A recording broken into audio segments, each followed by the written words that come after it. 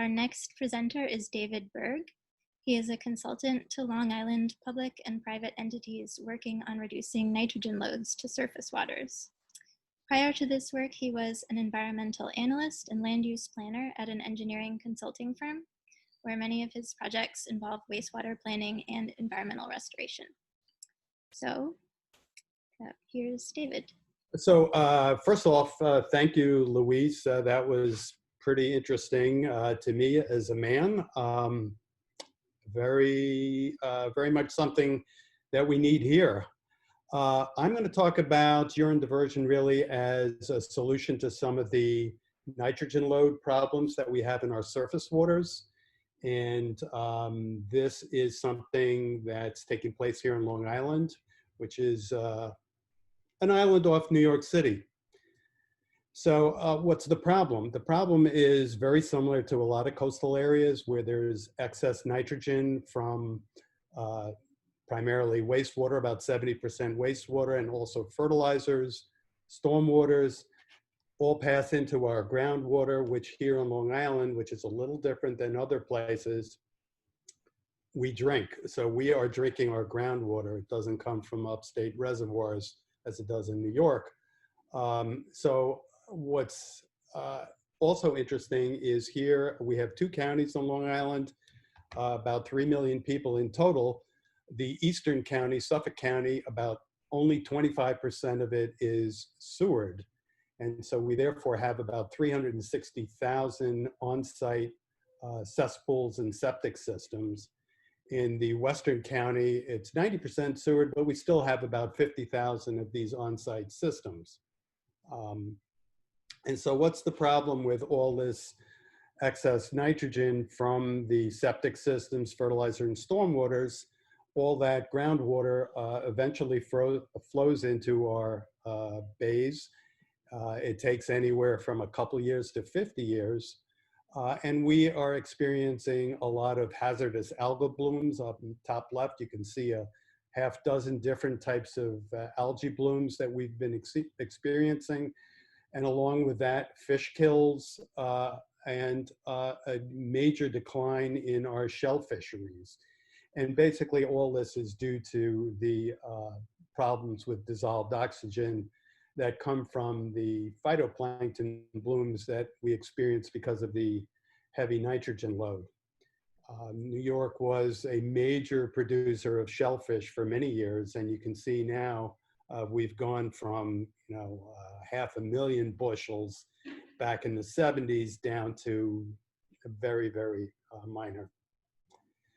So what is actually happening now is, whoops, I need to go back there. How do I do that? How about that? So not surprisingly, we are adding wastewater treatment plants, a few new ones, extending collection systems and increasing capacity of the existing plants, and improving treatment at some of the older plants. That, of course, is extremely expensive. So the other thing that's happening here, which is a little different, is that there are about a half a dozen manufacturers of what is being called innovative and alternative on-site systems.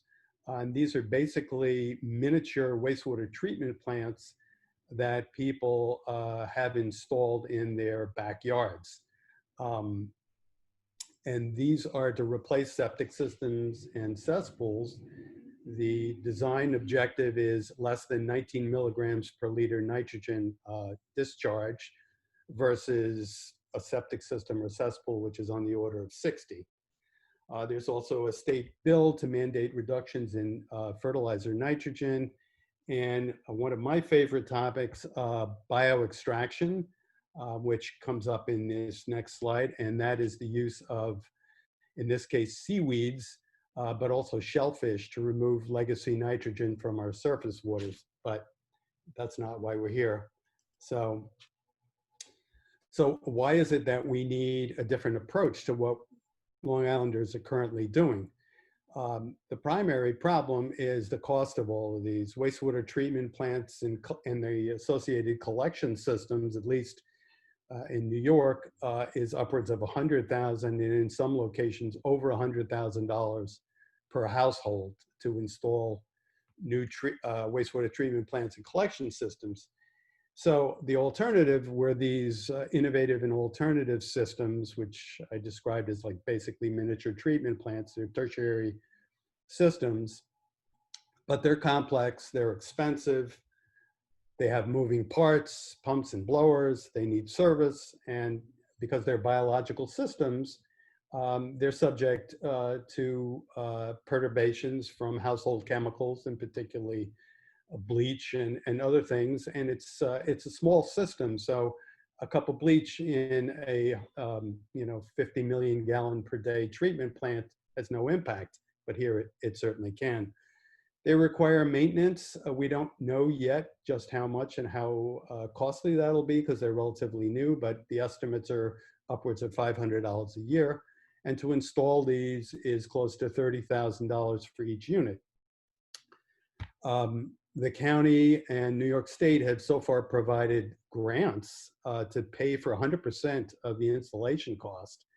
But if we look at what the total estimated cost would be for these systems to replace all of them in the neighborhood of $12 billion, and just the priority systems, which have been identified by both counties, about 200,000 of them, you're still looking at $6 billion.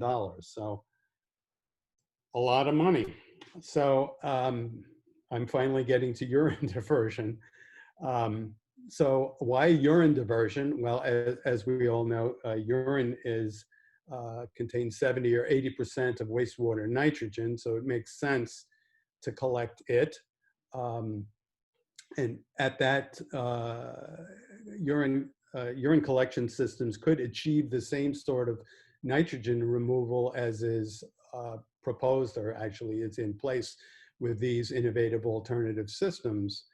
The difference, of course, is urine diversion is, barring the chemistry we've heard about, but certainly the collection piece of it is a mechanical process. It's basically just plumbing. No moving parts within reason. It's not a biological system that that reacts to other household chemicals. And minimal maintenance, and probably just semi-annual pickup for an individual household.